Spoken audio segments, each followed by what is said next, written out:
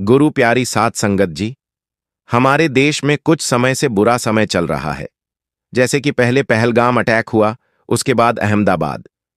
यह सब खबरें देखकर बाबा जी ने कुछ बोला है, कृपया ध्यानपूर्वक सुने। बाबा जी आगे बोले, सत्संगियों, जो कुछ हमारे साथ होता है वह पहले से हमारे कर्मों में लिखा जा चुका होता है। चाहे वह सुख हो या दुख, जीवन हो या मृत्यु, सब कुछ दातार की रजा और हमारे पूर्व जन्मों के कर्मों के अनुसार घटित होता है।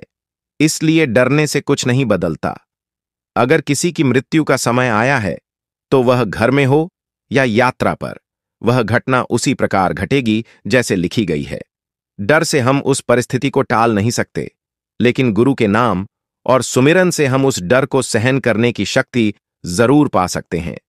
अहमदाबाद और पहलगाम की घटनाओं ने संगत को दुखी किया है, पर हमें याद रखना चाहिए कि आत्मा अमर है। वह देह छोड़कर केवल अगले पड़ाव की ओर बढ़ती है। मृत्यु कोई अंत नहीं है, यह आत्मा की यात्रा की एक और कड़ी है। गुरु महाराज हमें यही सिखाते हैं कि इस जीवन को प्रेम, सेवा और सुमिरन से भर दो, ताकि जब समय आए तो हम डर से नहीं, विश्वास और समर्पण से उस यात्रा को स्वीकार करें। जब हम गुरु से जुड़े होते हैं तो हर परिस्थिति में मन को शांति मिलती है, चाहे वह कैसी भी हो। जो भी हुआ उसे हम बदल नहीं सकते, लेकिन जो आत्माएं इस संसार को छोड़कर चली गईं, उनकी आत्मिक शांति के लिए हमें पूरे दिल से दुआ करनी चाहिए। सभी संगत से विनती है कि वे प्रार्थना करें कि परमात्मा उन आत्माओं को एक ऊंचा स्थान प्रदान करें। और यदि आप चाहें तो आप उनकी मदद के लिए कमेंट बॉक्स में आर्थिक सहयोग भी दे सकते हैं, जिससे जरूरतमंद परिवारों तक मदद पहुंचे। यही असली सेवा है, प्रेम, सच्ची भावना और मदद। राधा स्वामी जी। इस संसार का सबसे अटल और अटल सत्य क्या है? मृत्यु। हां, वही मृत्यु जो ना राजा छोड़ सकता है, ना रंक बचा सकता है। अमीर हो या गरीब, ज्ञानी हो या अज्ञानी, सबको एक दिन इसी रास्ते से गुजरना पड़ता है। पर विडंबना देखिए, इंसान जैसे इस सच को भुला ही बैठा है। वह दौड़ता है, भागता है, दिन रात धन संपत्ति और आराम की चीजें जोड़ता है, जैसे यह जीवन हमेशा के लिए है। लेकिन जिस दिन काल दरवाजे पर दस्तक देता है, उस दिन उसकी आंखें खुलती हैं और तब समझ आता है कि असली पूंजी तो कुछ और ही थी। साध संगत जी, हम सब जानते हैं कि जो इस धरती पर आया है वह एक दिन जाएगा ही। फिर भी इस सत्य से नजरें चुराते हैं, और जब कोई हमारा अपना हमें छोड़कर चला जाता है, तब हम उसकी अंतिम यात्रा में शामिल होते हैं, पूरे आदर सम्मान से। लेकिन क्या कभी आपने उन रस्मों के पीछे छुपे रहस्यों को समझने की कोशिश की है? शव को अकेला क्यों नहीं छोड़ा जाता? मृत शरीर को नए वस्त्र क्यों पहनाए जाते हैं? राम नाम सत्य है, यह उद्घोष क्यों होता है? रास्ते में मखाने और सिक्के क्यों फेंके जाते हैं? मटकी फोड़ने की परंपरा का क्या गहरा संकेत है? शव यात्रा के बाद पीछे मुड़कर देखने की मनाही क्यों है? अस्थियां 3 दिन बाद ही क्यों एकत्र की जाती हैं? महिलाओं को श्मशान क्यों नहीं ले जाया जाता? बच्चों को जलाने की बजाय दफनाया क्यों जाता है? मृत्यु के बाद कुछ दिनों तक घर में पूजा पाठ क्यों रोक दिया जाता है? साध संगत जी, यह सब परंपराएं बस रीति रिवाज नहीं हैं। इनके पीछे एक गहरी आध्यात्मिक दृष्टि है, एक चेतावनी है, एक सीख है। जो आत्मा के स्तर पर जीते हैं वही इन संकेतों को समझ पाते हैं। क्या आप जानना चाहते हैं इन प्रश्नों के उत्तर? तो जुड़े रहिए हमारे साथ, क्योंकि आने वाली वीडियो में हम इन रहस्यों से पर्दा हटाएंगे और दिखाएंगे वह दृष्टि जो आम आंखों से नहीं देखी जा सकती। तो आइए साध संगत जी, आज की इस विशेष वीडियो में हम एक ऐसे विषय पर बात करेंगे जो न सिर्फ हमारी जिंदगी से जुड़ा है, बल्कि हमारे अस्तित्व से भी। अगर आपके मन में भी कभी यह सवाल उठा है कि मृत्यु के बाद क्या होता है, या फिर क्यों निभाई जाती हैं यह सभी परंपराएं, तो आप इस वीडियो को अंत तक जरूर देखिए, क्योंकि आज हम उन सवालों के जवाब ढूंढेंगे जिनका जवाब ना विज्ञान अब तक दे पाया है और ना ही कोई तर्क। आज हम उस गहराई तक उतरेंगे जहां से हमारे जीवन और मृत्यु का असली रहस्य शुरू होता है। यह कोई काल्पनिक कहानी नहीं है, बल्कि गरुड़ पुराण, श्रीमद् भागवत गीता और प्राचीन ग्रंथों से लिए गए वे रहस्य हैं जिन्हें समझ पाना हर किसी के बस की बात नहीं। तो साध संगत जी, तैयार हो जाइए आज कुछ ऐसा जानने के लिए जो आपके सोचने के तरीके को बदल सकता है। एक ऐसी यात्रा पर निकलते हैं जो हमें मृत्यु के पार के सत्य की ओर ले जाएगी। तो चलिए, बिना किसी देरी के शुरुआत करते हैं आज की इस गढ़ और गहन यात्रा की। हमारा शरीर पंच महाभूतों अर्थात पृथ्वी, जल, अग्नि, वायु और आकाश से बना हुआ है और अंत में एक दिन इसी में मिल जाना है। इसीलिए मनुष्य कितना भी धन कमा ले, कितनी भी ख्याति अर्जित कर ले, एक दिन उसको सब कुछ यहीं छोड़कर जाना होगा। यही संसार का नियम है और इस नियम को ना कोई बदल सकता है, ना बदल पाएगा। गीता में भी श्री कृष्ण भगवान कहते हैं, जिसने जन्म लिया है उसकी मृत्यु निश्चित है और जिसकी मृत्यु हुई उसका अगला जन्म भी निश्चित है। यह चक्र निरंतर चलता ही रहता है। साध संगत जी, आपने यह कहावत तो सुनी ही होगी, यह जीवन तो नश्वर है, यानी कि हम सबको एक ना एक दिन इस मृत्यु लोक को छोड़कर जाना ही होगा। इसके बाद भी मनुष्य इस विषय पर बात करने से बचता है और मृत्यु शब्द से भी भय खाता है। शायद इसीलिए महाभारत काल में युधिष्ठिर ने यक्ष से कहा था, दुनिया का सबसे बड़ा आश्चर्य यही है कि मनुष्य रोज किसी ना किसी को मरते हुए देखता है, लेकिन स्वयं अपने मरने के बारे में वह कभी नहीं सोचता, जबकि मौत तो एक दिन उसकी भी होनी ही है। साध संगत जी, पहले हम यह जानने का प्रयास करेंगे कि मृत्यु होने के बाद मृत शरीर को यानी कि शव को अकेला क्यों नहीं छोड़ा जाता। साध संगत जी, आप और हम जिस लोक में रहते हैं उसे मृत्यु लोक कहा जाता है। मृत्यु लोक में मृत्यु के बाद अंतिम संस्कार से जुड़ी ऐसी कई बातें हैं जो हम नहीं जानते। मृत्यु लोक से मृत व्यक्ति के शव को विदा करने के कुछ नियम बनाए गए हैं, जिनका आधार आध्यात्मिक होने के साथ साथ वैज्ञानिक भी है। अगर आपने गौर किया हो तो यदि किसी व्यक्ति की मृत्यु सूर्यास्त के बाद होती है तो उसके परिजन रात बीतने का इंतजार करते हैं और अगले दिन जाकर ही शव को जलाते हैं। यदि शव को रात भर रखना पड़े तो उस दौरान जानकार लोग शव को अकेले नहीं छोड़ते, बल्कि कोई ना कोई व्यक्ति शव के पास पूरी रात भर रहता है और सुबह दाह संस्कार पूर्ण होने तक शव की देखभाल करता है। साध संगत जी, पहले संक्षेप में यह जान लेते हैं कि किन परिस्थितियों में शव का दाह संस्कार नहीं करना चाहिए।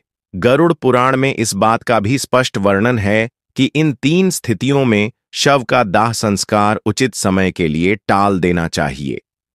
पहली परिस्थिति, यदि व्यक्ति की मृत्यु सूर्यास्त के बाद होती है तो शव को रात भर घर में ही रखना चाहिए और अगले दिन सूर्योदय के बाद ही शव का दाह संस्कार करना चाहिए, अन्यथा आत्मा को सद्गति प्राप्त नहीं होती। दूसरी परिस्थिति, यदि किसी व्यक्ति की मृत्यु पंचक काल में होती है तो उस व्यक्ति के घर परिवार, कुल या खानदान में 5 अन्य लोगों की भी मृत्यु हो सकती है। इसलिए धर्मशास्त्र के ज्ञानी इस समस्या के समाधान के रूप में आते या पवित्र सूखी घास से 5 पुतले बनाते हैं और उन्हें शव के साथ ही अर्थी पर रखकर पूरे विधि विधान से पंचक दोष समाप्त करते हैं। इसके बाद ही अंतिम संस्कार किया जाता है। पंचक काल में अंतिम संस्कार किए जाने से आत्मा को मोक्ष प्राप्त नहीं हो सकता। तीसरी परिस्थिति, शव का अंतिम संस्कार तब नहीं करना चाहिए जब मृत व्यक्ति का पुत्र मुखाग्नि देने के लिए उपस्थित ना हो और वह यात्रा करके पहुंचने वाला हो। पुराणों में इस बात को बहुत ही महत्वपूर्ण माना गया है कि यदि मुखाग्नि पुत्र के हाथों से दी जाए तो आत्मा को सद्गति प्राप्त होती है। साथियों, अब बिना देर किए यह भी जान लेते हैं कि मृत्यु के बाद शव को अकेला क्यों नहीं छोड़ना चाहिए। इसके पीछे क्या मान्यताएं और वैज्ञानिक तथ्य हैं। मृत्यु के बाद आत्मा 13 दिनों तक घर में निवास करती है। गरुड़ पुराण में बताया गया है कि मृतक का शव पूजनीय हो जाता है। ऐसे में दाह संस्कार से पहले शव को अकेला नहीं छोड़ा जाना चाहिए, अन्यथा यह आत्मा का अपमान होता है। गरुड़ पुराण में यह भी लिखा है कि यदि शव को चींटियां, कीड़े मकोड़े, कुत्ते या बिल्ली इत्यादि से हानि होती है तो ऐसे ही कष्ट आत्माओं को यमलोक के मार्ग में भी झेलने पड़ते हैं। इसलिए परिवारजनों की यह जिम्मेदारी बनती है कि मृतक के शरीर की सुरक्षा करें। रात के समय तामसिक शक्तियां अधिक प्रबल होती हैं। जब शरीर से आत्मा निकल जाती है तो शरीर निर्जीव हो जाता है, ऐसी स्थिति में अन्य बुरी शक्तियां शरीर को अपने वश में करने का प्रयास कर सकती हैं। इसकी संभावना को खत्म करने के लिए किसी व्यक्ति का मृतक के शरीर के पास रहना आवश्यक होता है। यदि वैज्ञानिक कारण की बात करें तो विज्ञान कहता है कि जिस क्षण आत्मा शरीर को छोड़कर अलग होती है, उसी क्षण से शरीर का क्षय शुरू हो जाता है। इससे मृत शरीर से दुर्गंध आने लगती है। इस दुर्गंध को कम करने और वातावरण को धार्मिक बनाए रखने के उद्देश्य से मृत शरीर के आसपास अगरबत्ती, धूप और दीपक जलाए जाते हैं। ऐसा करने की जिम्मेदारी उस व्यक्ति की होती है जो शव की देखभाल करता है। इस बात की भी संभावना होती है कि तंत्र मंत्र करने वाले लोग मृतक के शरीर को नुकसान पहुंचा सकते हैं, जिससे मृत आत्मा संकट में पड़ सकती है। इसलिए किसी भी तांत्रिक को मृत शरीर के पास नहीं आने देना चाहिए। साथियों, गरुड़ पुराण में भगवान विष्णु और पक्षीराज गरुड़ के बीच की बातचीत का वर्णन है। भगवान विष्णु बताते हैं कि यदि इन बातों का ध्यान नहीं रखा गया और शव का अंतिम संस्कार सूर्यास्त के बाद या रात में कर दिया गया, तो उस व्यक्ति की आत्मा को असुर यानी पिशाच योनि में जन्म मिलता है और उसे अनेकों कष्ट भोगने पड़ते हैं। व्यक्ति की मृत्यु और दाह संस्कार का समय कितना महत्वपूर्ण होता है, यह आप महाभारत काल की घटना से समझ सकते हैं। भीष्म पितामह बाणों की शैया पर लेटे हुए सूर्य के दक्षिणायन से उत्तरायण में आने का इंतजार कर रहे थे। इसके बाद ही उन्होंने अपना शरीर त्यागा, क्योंकि उत्तरायण काल में मृत्यु से आत्मा को सद्गति प्राप्त होती है। इसी कारण यदि कोई व्यक्ति रात में मर जाए तो ऐसी स्थिति में शव को रात भर घर पर ही रखा जाता है।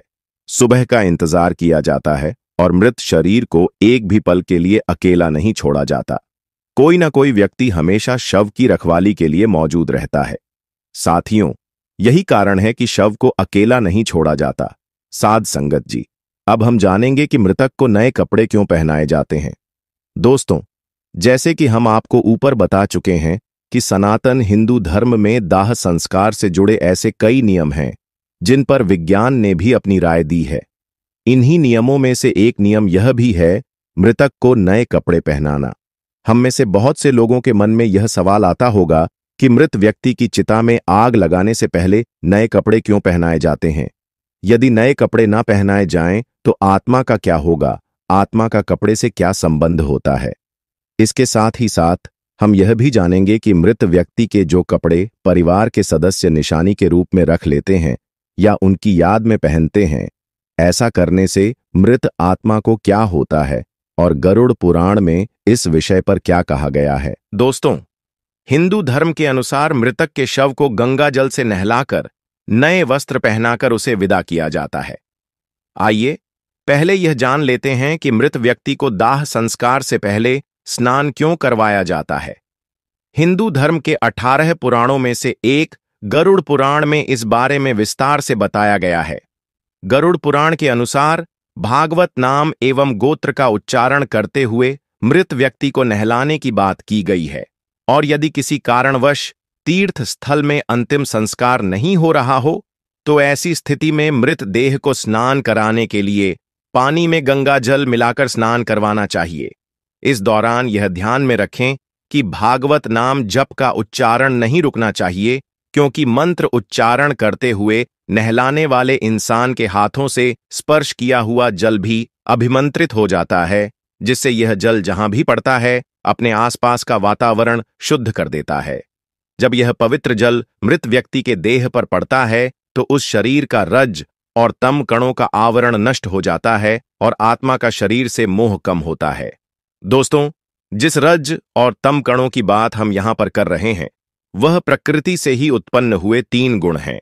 पहला सतोगुण, दूसरा रजोगुण और तीसरा तमोगुण, जो अविनाशी जीवात्मा को शरीर में बांधते हैं। साथियों, इस बात को आसान शब्दों में समझें तो मृत देह का अंतिम संस्कार से पहले इस प्रकार स्नान कराने से उसकी आंतरिक शुद्धि होती है। इसके बाद शरीर पर चंदन, तिल के तेल और घी का लेप लगाना चाहिए। फिर उस शव को नए वस्त्र पहना देना चाहिए। गरुड़ पुराण के अनुसार किसी भी शव को बिना वस्त्रों के नहीं जलाना चाहिए। मृतक के शरीर को वस्त्र से पूरी तरह ढक देना चाहिए और इस बात का विशेष रूप से ध्यान रखना चाहिए कि मृतक के वस्त्र नए हों, शुद्ध हों और सफेद रंग के हों। हिंदू धर्मशास्त्रों में सफेद रंग को शांति और पवित्रता का रंग माना जाता है, इसीलिए मृत देह के शरीर को सफेद कपड़ों से ढका जाता है। सनातन धर्म में सफेद रंग को शुद्धता और मोक्ष का प्रतीक भी माना जाता है। गरुड़ पुराण में यह भी बताया गया है कि मृत व्यक्ति को पहनाए जाने वाले वस्त्रों को पहले थोड़ी देर धूप में रखना चाहिए और हो सके तो गोमूत्र या गंगा जल का छिड़काव करके उन्हें शुद्ध कर लेना चाहिए।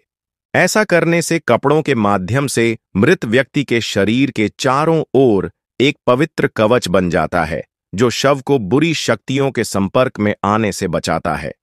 साथ ही साथ ऐसा माना जाता है कि मृतक यमलोक की नई यात्रा पर जा रहा है।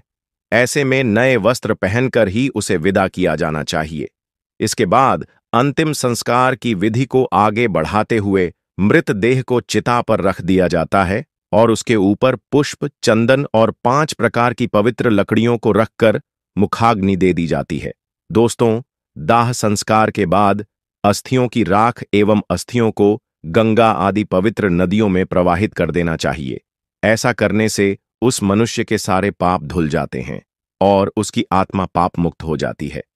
आत्मा की शुद्धि और पाप मुक्ति के लिए ही मृतक के परिवार द्वारा नए कपड़े पहनते हुए उसे आदरपूर्वक विदा किया जाता है और आत्मा की शांति के लिए प्रार्थना की जाती है। साध संगत जी, आइए अब हम आपको बताते हैं कि मृत व्यक्ति के कपड़े निशानी के तौर पर रखने से आखिर होता क्या है। दोस्तों, जब हमारा कोई अपना इस दुनिया से चला जाता है तो अक्सर हम उनकी वस्तुओं को उस व्यक्ति की याद के रूप में संभाल कर रख लेते हैं। इन वस्तुओं में आम तौर पर कपड़े और उस व्यक्ति की पसंदीदा चीजें भी होती हैं। कई बार ऐसा भी होता है कि मृतक के कपड़े उनके घर वाले पहन लेते हैं, लेकिन ऐसा कभी नहीं करना चाहिए। सनातन धर्म के अनुसार मृत व्यक्ति के कपड़े पहनने की सख्त पाबंदी है। मान्यता है कि मृतक की आत्मा का अपनी चीजों से जुड़ाव बना रहता है और मृतक के कपड़ों को पहनने से आत्मा का हमारी तरफ आकर्षण बढ़ता है, जिससे मोक्ष प्राप्ति में हानि होती है। ऐसा भी माना जाता है कि अगर कोई उस मृत व्यक्ति के कपड़े पहनता है तो वह उस व्यक्ति से जुड़ी यादों से बाहर नहीं आ पाता है। इसीलिए अगर हम किसी मृत व्यक्ति का सामान अपने इस्तेमाल में लाते हैं तो यह हमें मानसिक रूप से कमजोर बनाता है, क्योंकि हम उस व्यक्ति के ना होने के दुखद क्षण को भूल नहीं पाते और वह व्यक्ति हमें बार बार याद आता रहता है। इसीलिए कहा जाता है कि आपको मृतक की कोई भी वस्तु या कपड़े आदि उपयोग की हुई चीजें इस्तेमाल में नहीं लानी चाहिए। इन्हें हमेशा दान कर देना चाहिए।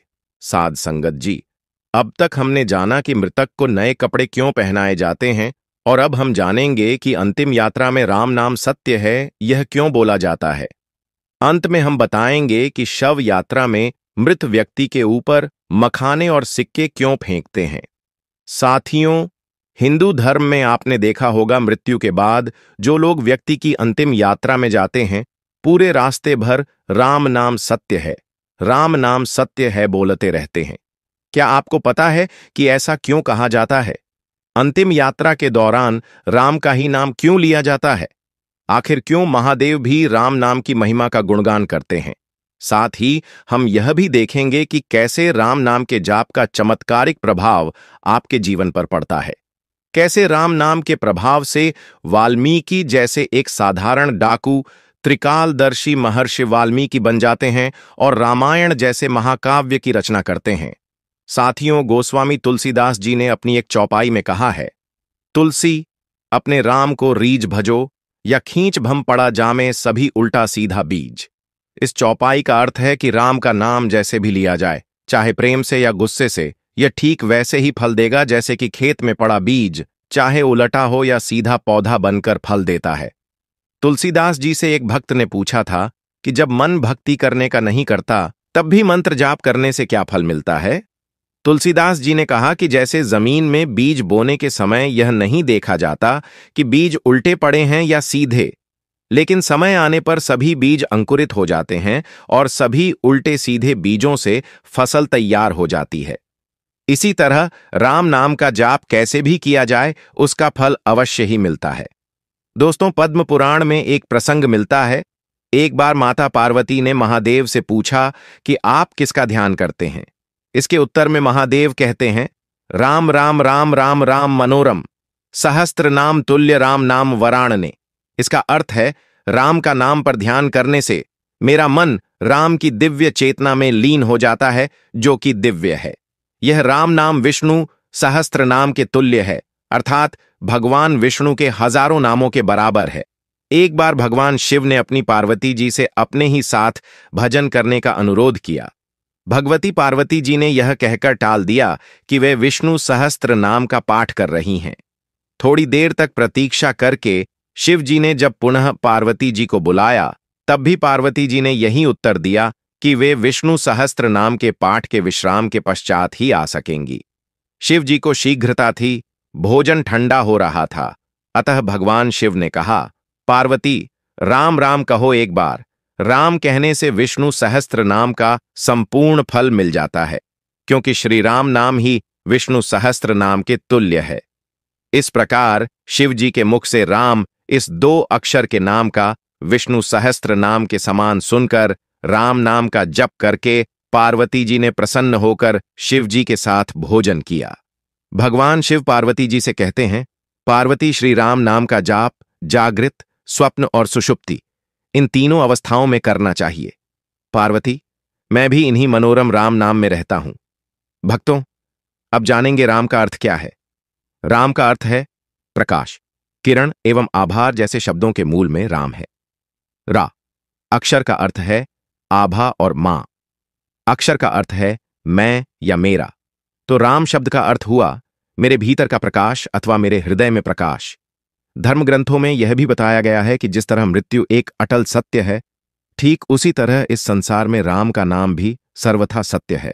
दोस्तों, अंतिम यात्रा के दौरान राम नाम सत्य है का नारा लगाने का मतलब मृतक को सुनाना नहीं होता, बल्कि इसका उद्देश्य चल रहे परिजनों और मित्रों को यह समझाना होता है कि जिंदगी में और जिंदगी के बाद भी केवल राम नाम ही सत्य है, बाकी सब व्यर्थ हैं। महाभारत में भी राम नाम की महिमा के ऊपर एक प्रसंग मिलता है, जिसमें युधिष्ठिर यह बताते हैं कि अंतिम यात्रा के दौरान राम नाम सत्य का नारा क्यों लगाया जाता है। जब मृतक के शरीर को श्मशान ले जाया जाता है, तब उसके पीछे चल रहे लोग राम नाम सत्य है बोलते हैं, परंतु जब मृतक का संस्कार समाप्त हो जाता है और वह पंचतत्व में विलीन हो जाता है, इसके बाद साथ गए लोग जब वापस आते हैं तो वे राम नाम को भूलकर अपनी अपनी दुनिया में व्यस्त हो जाते हैं और उसकी संपत्ति को प्राप्त करने के लिए आपस में लड़ने लगते हैं। इसके आगे युधिष्ठिर कहते हैं कि हर मनुष्य अपने जीवन में कभी ना कभी किसी ना किसी की अंतिम यात्रा में अवश्य जाता है और राम नाम सत्य है का नारा लगाता ही है, परंतु श्मशान घाट के बाहर आते ही वह इस सत्य को भूल जाता है। मनुष्य इतनी बड़ी सच्चाई को प्रत्यक्ष देखकर भी स्वीकार क्यों नहीं करता? इस बात से बढ़कर इस दुनिया में आश्चर्य और क्या हो सकता है? साध संगत जी, आप सोच रहे होंगे कि केवल राम का नाम ही सत्य क्यों है। ऐसा इसलिए है क्योंकि जब राम नाम का जाप किया जाता है, तब मृतक की आत्मा को मुक्ति मिलती है। ऐसा माना जाता है कि अंतिम यात्रा के दौरान राम का नाम बोलने से मृतक जन्म और मृत्यु के चक्र से मुक्त हो जाता है और उसे श्री हरि के चरणों में स्थान मिलता है। इतना ही नहीं, शास्त्रों में यह भी बताया गया है कि राम नाम जपने से मनुष्य के मन में बुरे विचारों का आना बंद हो जाता है। इसके प्रभाव से मनुष्य बुरे कर्म करना छोड़ देता है और सत्य के मार्ग पर चलने लगता है।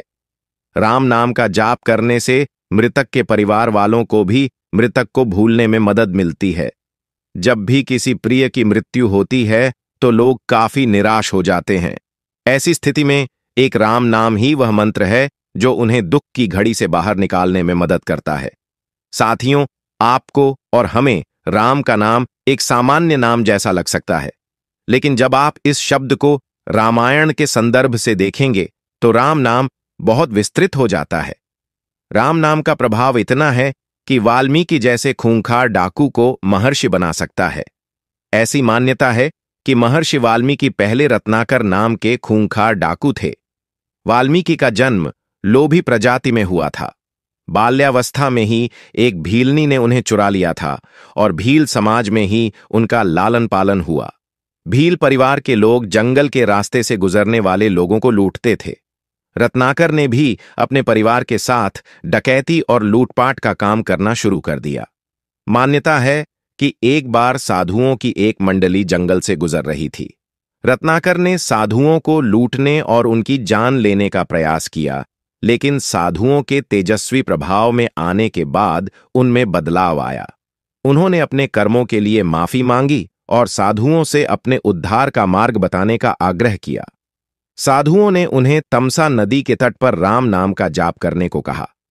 दोस्तों, केवल राम नाम के जाप से उनके जीवन में ऐसा परिवर्तन हुआ कि वे त्रिकालदर्शी हो गए और श्री राम के जन्म से पहले ही उन्होंने 24,000 श्लोकों में रामायण की रचना कर दी।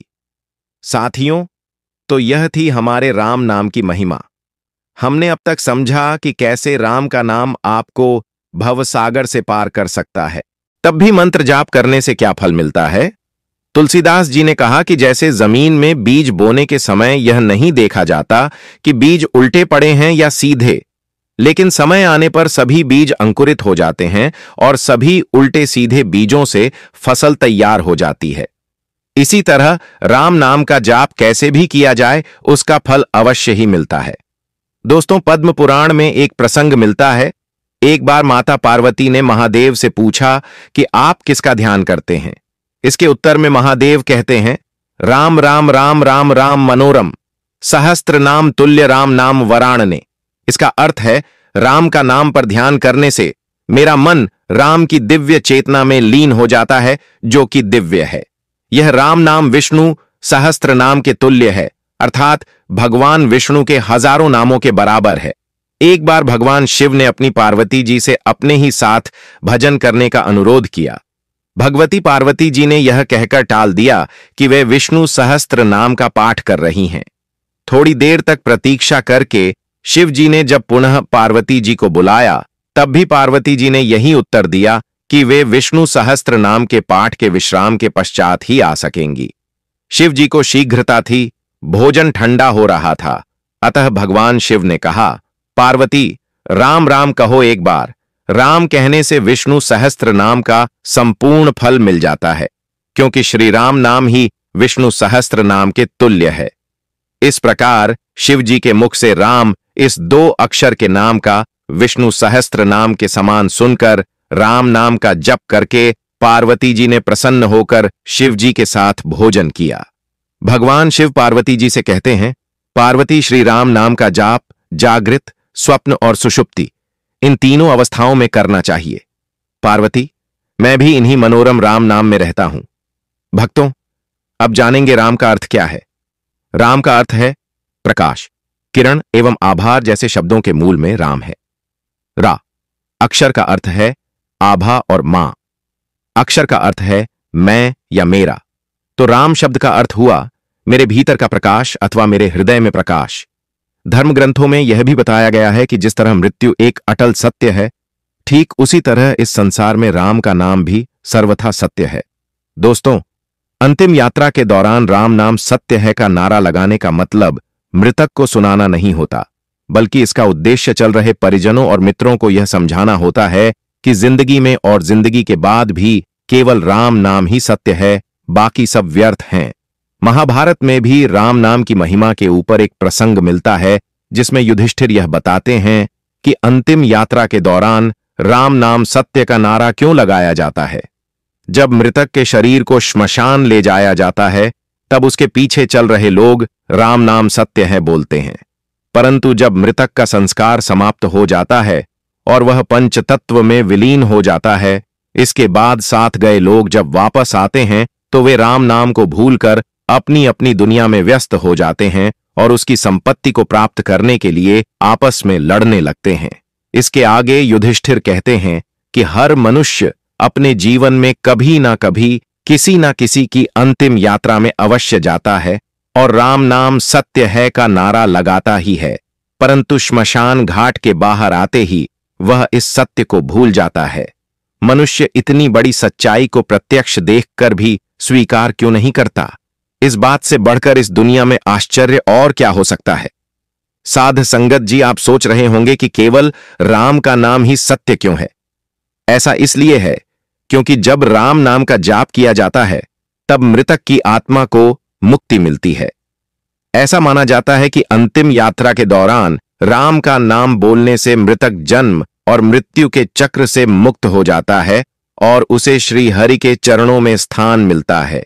इतना ही नहीं, शास्त्रों में यह भी बताया गया है कि राम नाम जपने से मनुष्य के मन में बुरे विचारों का आना बंद हो जाता है। इसके प्रभाव से मनुष्य बुरे कर्म करना छोड़ देता है और सत्य के मार्ग पर चलने लगता है। राम नाम का जाप करने से मृतक के परिवार वालों को भी मृतक को भूलने में मदद मिलती है। जब भी किसी प्रिय की मृत्यु होती है तो लोग काफी निराश हो जाते हैं। ऐसी स्थिति में एक राम नाम ही वह मंत्र है जो उन्हें दुख की घड़ी से बाहर निकालने में मदद करता है। साथियों, आपको और हमें राम का नाम एक सामान्य नाम जैसा लग सकता है, लेकिन जब आप इस शब्द को रामायण के संदर्भ से देखेंगे तो राम नाम बहुत विस्तृत हो जाता है। राम नाम का प्रभाव इतना है कि वाल्मीकि जैसे खूंखार डाकू को महर्षि बना सकता है। ऐसी मान्यता है कि महर्षि वाल्मीकि पहले रत्नाकर नाम के खूंखार डाकू थे। वाल्मीकि का जन्म लोभी प्रजाति में हुआ था। बाल्यावस्था में ही एक भीलनी ने उन्हें चुरा लिया था और भील समाज में ही उनका लालन पालन हुआ। भील परिवार के लोग जंगल के रास्ते से गुजरने वाले लोगों को लूटते थे। रत्नाकर ने भी अपने परिवार के साथ डकैती और लूटपाट का काम करना शुरू कर दिया। मान्यता है कि एक बार साधुओं की एक मंडली जंगल से गुजर रही थी। रत्नाकर ने साधुओं को लूटने और उनकी जान लेने का प्रयास किया, लेकिन साधुओं के तेजस्वी प्रभाव में आने के बाद उनमें बदलाव आया। उन्होंने अपने कर्मों के लिए माफी मांगी और साधुओं से अपने उद्धार का मार्ग बताने का आग्रह किया। साधुओं ने उन्हें तमसा नदी के तट पर राम नाम का जाप करने को कहा। दोस्तों, केवल राम नाम के जाप से उनके जीवन में ऐसा परिवर्तन हुआ कि वे त्रिकालदर्शी हो गए और श्री राम के जन्म से पहले ही उन्होंने 24,000 श्लोकों में रामायण की रचना कर दी। साथियों, तो यह थी हमारे राम नाम की महिमा। हमने अब तक समझा कि कैसे राम का नाम आपको भवसागर से पार कर सकता है। आइए साथियों, अब जानते हैं शव यात्रा में मखाने और सिक्के क्यों फेंके जाते हैं। दोस्तों, मखाना फेंकने का कारण है समाज को शिक्षा देना कि यह अहंकार त्यागने का समय है। मृत व्यक्ति को सामने देखकर समाज यह सीखे। मखाना को सांकेतिक रूप में इस्तेमाल किया जाता है क्योंकि जिस तरह से मखाना बाहर से फूला हुआ होता है और दबाव डालने पर सिकुड़ जाता है, ठीक उसी तरह व्यक्ति जब जिंदा होता है तो कई चीजों के लिए बाहर से घमंडी हो जाता है, लेकिन मरने के बाद वह एक लाश बनकर रह जाता है। सिक्का फेंककर यह संदेश दिया जाता है कि जो इंसान जिंदगी भर उसके पीछे भागता रहा है, वह मरने के बाद अपने आसपास सैकड़ों सिक्के होते हुए भी उन्हें उठा नहीं सकता। हिंदू शास्त्रों के अनुसार मृत्यु के बाद व्यक्ति की आत्मा परमात्मा में लीन हो जाती है, इसलिए शव यात्रा देखना शुभ माना जाता है। शास्त्रों के अनुसार किसी की अंतिम विदाई देखने से व्यक्ति को पुण्य की प्राप्ति होती है। शव यात्रा के महत्व को गरुड़ पुराण में इस तरह लिखा गया है कि यदि कोई व्यक्ति किसी मृत व्यक्ति को कंधा देता है तो उस व्यक्ति को एक यज्ञ के बराबर का पुण्य मिलता है। साध संगत जी, अब हम जानेंगे कि मृत व्यक्ति को श्मशान ले जाते समय उसकी अर्थी के आगे एक व्यक्ति मटके में क्या लेकर चलता है, जिसका संबंध मृत व्यक्ति की शादी के फेरों से कैसे होता है। इसके बाद आप जानेंगे कि मुखाग्नि देने से पहले पानी से भरे मटके को गिराकर तोड़ा क्यों जाता है तथा शव को जलाते समय उसके सिर पर डंडा क्यों मारा जाता है। साथियों, मृत्यु लोक में जन्म लेने वाले हर जीव जंतु को एक समय के बाद यह लोक छोड़ना ही पड़ता है। उनकी मृत्यु जन्म लेने के साथ ही निश्चित हो जाती है। यही पृथ्वी लोक का सबसे बड़ा सत्य है। प्राणी की आयु क्षण प्रतिक्षण घटती रहती है, लेकिन कितनी बड़ी विडंबना है कि मनुष्य इस सत्य को जानकर भी महसूस नहीं कर पाता। हर व्यक्ति को कल आने की उम्मीद बनी रहती है। हिंदू धर्म में व्यक्ति की मृत्यु के बाद शव का दाह संस्कार किया जाता है। हिंदू धर्म में जन्म से लेकर मृत्यु तक 16 संस्कार होते हैं और इनमें से सबसे अंतिम संस्कार है दाह संस्कार, जो व्यक्ति के मरने के बाद उसके परिजनों द्वारा किया जाता है। इस संस्कार के अंतर्गत वेदों में कई नियम बताए गए हैं जो मान्यता अनुसार आत्मा को मुक्ति दिलाने के लिए जरूरी होते हैं। यह नियम बड़े विचित्र हैं। अधिकतर लोगों को इसकी सही जानकारी नहीं होती और अगर होती भी है तो आधी अधूरी। गरुड़ पुराण में बताए गए यह केवल मान्यताएं नहीं हैं, बल्कि इनका आधार आध्यात्मिक और वैज्ञानिक दोनों ही हैं। आजकल लोग इन रीति रिवाजों के पीछे छुपे कारण को नहीं जानना चाहते और जो जानना चाहते हैं उन्हें सही जानकारी उपलब्ध नहीं हो पाती। आज हम आपको अंतिम संस्कार से जुड़े कुछ अजीबोगरीब नियम और मान्यताओं के बारे में बताएंगे और साथ ही साथ उनका आध्यात्मिक और वैज्ञानिक कारण भी स्पष्ट करेंगे। दोस्तों, आज देखने को मिलता है कि हम में से कई लोग अपनी पुरानी मान्यताओं को अंधविश्वास मानते हैं और वैज्ञानिक तर्क देकर धर्म के किसी भी उल्लेख को नजरअंदाज कर देते हैं। पतली रस्सी में बंधी मटकी और उससे निकलता हुआ धुआं आपने भी हिंदू शव यात्राओं में देखा होगा। इस मटकी को हाथ में पकड़कर मृतक का कोई परिजन शव यात्रा में सबसे आगे चलता है। फिर श्मशान घाट पहुंचकर इसी मटकी की अग्नि को घास पर रखकर सुलगा दिया जाता है और इसी से मृतक का दाह संस्कार किया जाता है। यानी कि घर से लाई गई इस अग्नि से मृतक का शरीर जलाया जाता है। मृतक के घर से लाई गई अग्नि से ही अंतिम संस्कार करने के पीछे एक खास वजह है। दरअसल दूल्हा दुल्हन जिस अग्नि के फेरे लेकर वैवाहिक जीवन में प्रवेश करते हैं, उस अग्नि को मंत्रोच्चारण से घर में स्थापित कर दिया जाता है। अनजाने व्यक्ति इसी अग्नि का उपयोग घर, यज्ञ, पूजन इत्यादि में पूरे जीवन करता है। यहां तक कि मरने के बाद भी इसी अग्नि से ही दाह संस्कार किया जाता है। पुराने समय की इसी प्रथा को मान्यता के रूप में आज भी घर से अग्नि जलाकर सुलगा हुआ एक कंडा या उपला मटकी में रखकर श्मशान ले जाया जाता है और फिर इसी से मृतक का दाह संस्कार किया जाता है।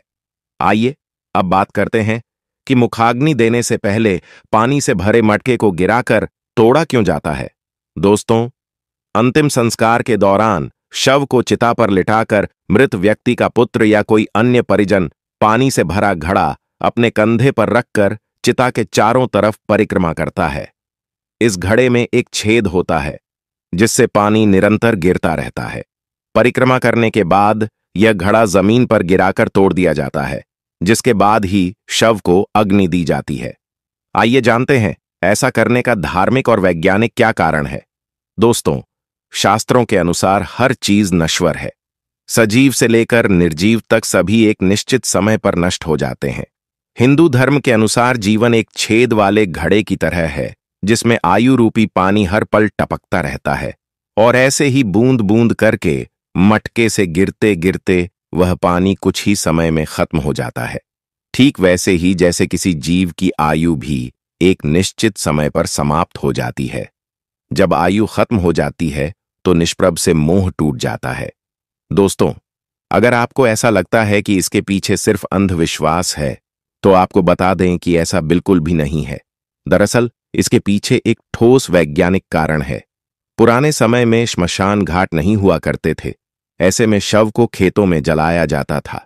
मटके में पानी भरकर शव के चारों ओर घूमने के पीछे वैज्ञानिक कारण यह रहता था ताकि जब शव को जलाया जाए तो आग केवल उसी क्षेत्र में रहे, आगे न फैले। इसी वजह से परिक्रमा के दौरान पानी गिराकर वहां की जमीन को गीला किया जाता था। दोस्तों, अंतिम संस्कार से जुड़ा एक नियम और भी विचित्र है, जिसके अंतर्गत जब मृत व्यक्ति का शव चिता पर जल रहा होता है तो उसके सिर पर जोर से डंडा मारा जाता है। इस क्रिया को कपाल क्रिया कहा जाता है। कपाल क्रिया जितनी विचित्र है उतनी ही महत्वपूर्ण भी है।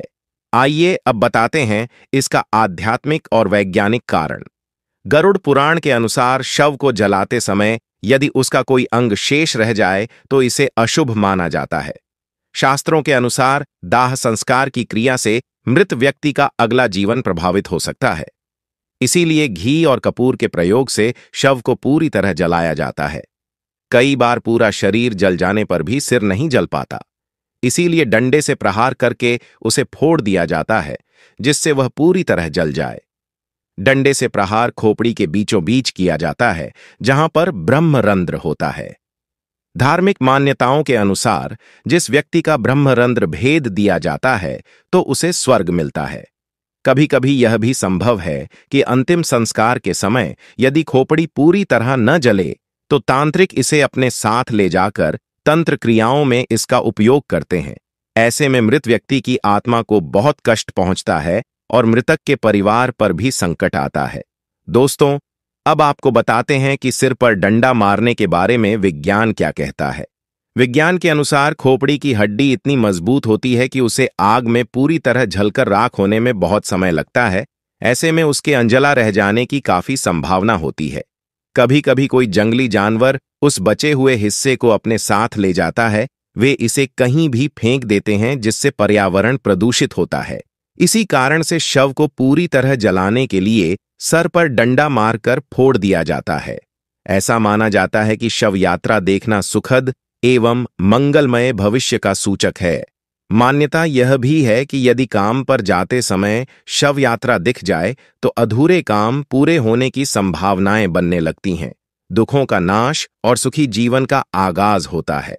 जो आत्मा शरीर से तुरंत निकली होती है वह अपनी अर्थी के साथ चल रही होती है और जो उसे प्रणाम करता है उसे आशीर्वाद देती है, जिससे व्यक्ति के पुण्य बढ़ते हैं। साथियों, यह थे हमारे अंतिम संस्कार के कुछ खास नियम जिनका पालन करना जरूरी होता है। अन्यथा ऐसा माना जाता है कि अगर इन नियमों के पालन में किसी प्रकार की लापरवाही हुई तो मृतक की आत्मा को बड़े कष्ट उठाने पड़ते हैं। इसी कड़ी में यह भी बताया गया है कि दाह संस्कार करने के बाद उसके परिजनों में से किसी को भी पीछे मुड़कर श्मशान घाट की तरफ नहीं देखना चाहिए। साथियों, गरुड़ पुराण में भगवान विष्णु ने पक्षीराज गरुड़ को मृत्यु लोक के रहस्य, मरणोपरांत आत्मा की गति, प्राणियों की मृत्यु इत्यादि के बारे में सब विस्तार से बताया है। मृत व्यक्ति के शरीर को छोड़ने के बाद आत्मा कब, कितने समय, कहाँ रहती है, इस बारे में बताते हुए भगवान विष्णु ने यह भी बताया है कि किसी व्यक्ति का दाह संस्कार करने के बाद उसके परिजनों अर्थात परिवार वालों को श्मशान घाट की ओर पीछे मुड़कर कभी नहीं देखना चाहिए। असल में दाह संस्कार करने के बाद शरीर तो जल जाता है, लेकिन आत्मा का अस्तित्व रहता है। गीता में भी यही बताया गया है कि आत्मा को कोई शस्त्र काट नहीं सकता, आग जला नहीं सकती, जल गीला नहीं कर सकता और वायु सुखा नहीं सकती। यही आत्मा शरीर के जन्म से लेकर मृतक के अंतिम संस्कार तक के सारे कर्मों को खुद अपनी आंखों से देखती है। गरुड़ पुराण में आगे बताया गया है कि आत्मा का अपने स्वजनों के साथ मोह बना रहता है। आत्मा के मोहग्रस्त होने पर व्यक्ति की आत्मा अपने परिजनों के आसपास ही भटकती रहती है। इस स्थिति में मृतक की आत्मा को मुक्ति मिलने में काफी कठिनाई होती है। इसीलिए ऐसी स्थिति में इस मोह का टूटना बहुत जरूरी है, क्योंकि अगर ऐसा नहीं हो तो मृतक की आत्मा का परलोक गमन नहीं हो पाता और वह प्रेत योनि में ही बंध कर रह जाती है। मृतक की आत्मा और परिजनों के मध्य इस मोह को तोड़ने के लिए यह स्पष्ट आदेश है कि दाह संस्कार के बाद कोई भी स्वजन पीछे मुड़कर न देखें, जिससे मृतक की आत्मा को ऐसा लगे कि उसके परिजन अब उससे मोह नहीं करते और वे उसे अग्नि को समर्पित कर अपने सांसारिक जीवन में वापस जाना चाहते हैं। परंतु यदि किसी ने पीछे मुड़कर देखा तो मृतक की आत्मा को यह लगेगा कि परिजनों के अंदर अभी भी मृत व्यक्ति के प्रति बहुत लगाव है और वह आत्मा वापस लौटने का प्रयास करती है। लेकिन अगर किसी ने पीछे मुड़कर नहीं देखा तो मृतक की आत्मा को यह समझने में आसानी होगी कि उसका इस लोक में समय पूरा हो गया और वह अपने मन को दूसरे लोक में जाने के लिए तैयार कर ले। मृत व्यक्ति की आत्मा के मोह को भंग करने के उद्देश्य से और भी कई कर्मकांड हैं जो 13 दिनों तक किए जाते हैं। पीछे मुड़कर ना देखना शुरुआती चरण में आता है। श्मशान में जलती चिता की ओर पीछे मुड़कर देखने पर मृतक की आत्मा जीवित व्यक्ति को प्रभावित करके सताने भी लग सकती है। बच्चे आत्मा के प्रभाव में जल्दी आ जाते हैं, इसलिए यदि बच्चे श्मशान घाट गए हों तो श्मशान से लौटते समय बच्चों को सबसे आगे रखना चाहिए। दाह संस्कार के बाद पीछे मुड़कर ना देखना आत्मा को एक प्रकार का संदेश देना होता है कि अब मृत व्यक्ति की आत्मा का उसके परिजनों से संबंध तोड़ने का समय आ गया है। मोह के बंधन से मुक्त होकर मुक्ति के लिए अब आगे बढ़ो। आत्मा की मुक्ति से जुड़ा एक और महत्वपूर्ण प्रसंग यह भी है कि जिस मनुष्य की अकाल मृत्यु हो जाती है, चाहे वह दुर्घटना, आत्महत्या, कोई बीमारी या किसी अन्य कारण से हो, तो ऐसे इंसान की आत्मा को जल्दी मुक्ति नहीं मिल पाती। परंतु अगर उसके कर्म बहुत ही अच्छे हो तो सद्गति प्राप्त होती है, वरना काफी कष्ट उठाने पड़ते हैं। हालांकि गरुड़ पुराण में अकाल मृत्यु को लेकर भी कई कर्मकांड बताए गए हैं। उनका पालन पूरे वैदिक तरीके से होना चाहिए। इसीलिए दाह संस्कार के बाद श्मशान घाट की तरफ पीछे मुड़कर नहीं देखना चाहिए। साध संगत जी, अब हम जानेंगे कि परिजनों के अंतिम संस्कार करने के 3 दिन बाद ही अस्थियां क्यों चुनी जाती हैं। अस्थि विसर्जन में समय का बहुत महत्व है और इसलिए दाह संस्कार के बाद अधिकतम तीसरे या चौथे दिन तक अस्थि विसर्जित कर देना ही उपयुक्त माना गया है। अब सवाल उठता है कि तीसरा या चौथा दिन ही क्यों, और अगर अस्थि विसर्जन तीसरे या चौथे दिन तक ना हो पाए तो क्या करें। दोस्तों, अस्थि विसर्जन किसी मृत व्यक्ति के दाह संस्कार के बाद किया जाने वाला एक अनुष्ठान है। इसका अर्थ होता है चिता में जल गए मृत व्यक्ति की हड्डियों और राख को जल में विसर्जित करना। शास्त्रों के अनुसार अस्थियों को पवित्र नदियों में ही विसर्जित करना चाहिए, जिसमें सबसे ज्यादा महत्व गंगा नदी का है। इसलिए हर साल करोड़ों की संख्या में लोग हरिद्वार और वाराणसी जैसे पुण्य स्थानों पर देश के हर कोने से अस्थि विसर्जन के लिए आते हैं। दोस्तों, अस्थियों का विसर्जन एक साधारण प्रक्रिया नहीं है। यह कार्य इतना महत्वपूर्ण है कि अगर इसे सही समय से सही नियम के साथ न किया जाए तो आत्मा को मुक्ति नहीं मिलती। ऐसा इसलिए है क्योंकि धर्म ग्रंथों में कहा गया है कि भौतिक शरीर पंच महाभूत अर्थात पंच तत्वों से मिलकर बना है: पृथ्वी, जल, अग्नि, वायु और आकाश। दाह संस्कार की क्रिया में जब शरीर को जलाया जाता है तो पृथ्वी, अग्नि, वायु और आकाश को अपना अपना तत्व वापस मिल जाता है। लेकिन जब तक जल तत्व को अपना अंश नहीं मिलता तब तक चक्र पूरा नहीं होता, और इसीलिए यदि अस्थि विसर्जन सही समय या नियम से ना किया जाए तो आत्मा को मुक्ति नहीं मिलती और ना ही वह नया शरीर धारण कर पाती है। तो आइए जानते हैं अस्थि विसर्जन से जुड़े विशेष नियम क्या हैं। इसके साथ ही साथ हम आपको गरुड़ पुराण और अन्य धर्मशास्त्रों में लिखित गंगा नदी के महत्व और अस्थि विसर्जन के लिए सबसे उपयुक्त नदी होने का कारण भी बताएंगे। इतना ही नहीं, अस्थि विसर्जन नदियों में करने को लेकर विज्ञान क्या कहता है, आज हम यह भी जानेंगे। साध संगत जी, हमारे हिंदू धर्म के 18 पुराणों में से एक गरुड़ पुराण में मनुष्य के जन्म और मरण से संबंधित समस्त रहस्यों का वर्णन किया गया है, और इन्हीं विचित्र रहस्यों में है 3 दिन तक अस्थि संचयन करने का सही कारण। इसके अनुसार मृत्यु होने के दूसरे, तीसरे या चौथे दिन तक अस्थि संचयन अर्थात अस्थियों को इकट्ठा कर लेना चाहिए। इसके बाद इन अस्थियों का विसर्जन 10 दिनों के भीतर ही कर देना चाहिए। आज समाज के बहुत से लोग इसका पालन भी करते हैं, लेकिन इसके पीछे का असली रहस्य केवल कुछ लोगों को ही पता है। गरुड़ पुराण में स्पष्ट लिखा है कि जिस व्यक्ति ने चिता को आग लगाई हो उसे अस्थियों का संचयन चौथे दिन करना चाहिए, और अन्य लोग जिन्होंने चिता को मुखाग्नि नहीं दी है उन्हें अस्थियों का संचयन दूसरे या तीसरे दिन ही कर लेना चाहिए। धर्मशास्त्रों के अनुसार अंतिम संस्कार के 3-4 दिन के भीतर ही अस्थि एकत्रित कर लेनी चाहिए, क्योंकि दाह संस्कार के दौरान मंत्रों के उच्चारण से अस्थियों में आकाश एवं तेज तत्वों की संयुक्त ऊर्जा विद्यमान हो जाती है। इसका प्रभाव 3-4 दिनों के उपरांत कम होने लगता है, जिससे अस्थियों के चारों ओर निर्मित सुरक्षा कवच की क्षमता भी कम पड़ने लगती है। ऐसे में अनिष्ट शक्तियों या प्रेत आत्माएं जो श्मशान घाट में विचरण करती रहती हैं, अस्थियों पर कब्जा करके जीव को कष्ट देती हैं, और ऐसा भी संभव है कि वह अनिष्टकारी शक्तियां उसके माध्यम से मृतक के परिजनों को भी कष्ट देने का प्रयत्न करें। इसलिए ऐसी स्थिति उत्पन्न होने से पहले ही अस्थियों को श्मशान घाट से हटा लिया जाता है। लोगों का मानना है कि जिस व्यक्ति ने मुखाग्नि दी होती है उसे श्मशान या अन्य अपवित्र स्थानों पर नहीं जाना चाहिए, क्योंकि वहां अनिष्टकारी शक्तियां उसको नुकसान पहुंचा सकती हैं। इसलिए आजकल आप लोगों ने भी देखा होगा कि मृतक के परिजन चिता की अग्नि शांत होते ही राख और अस्थियां लेकर घर लौट जाते हैं, जो कि व्यावहारिक दृष्टिकोण से सही भी लगता है। इसका एक कारण यह भी है कि आजकल श्मशान घाट पर एक के बाद एक कई चिताएं जलाई जाती हैं। लोगों को चिता जलाने के लिए जगह ही नहीं मिलती, इसलिए संभव है कि यदि चिता की राख को 3 दिन तक छोड़ दिया जाए तो शायद 3 दिन बाद ना तो अस्थियां मिलेंगी और ना ही राख, और अगर राख मिल भी गई तो वह आपके परिजन की है या किसी और व्यक्ति की राख से मिल गई है, यह पता ही नहीं चलेगा। इसलिए पुराने समय में अस्थि संचयन के लिए 3-4 दिन इंतजार करने की बात तो ठीक है, लेकिन आज के परिप्रेक्ष्य में ऐसा कर पाना थोड़ा मुश्किल जरूर है।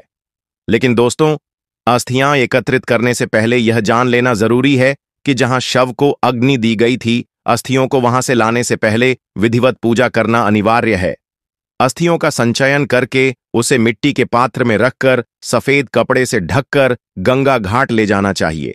इसके पश्चात अस्थियों को दूध एवं जल से धोकर चंदन लगाकर एक धोने में रखकर गंगा जी में विसर्जित कर देना चाहिए।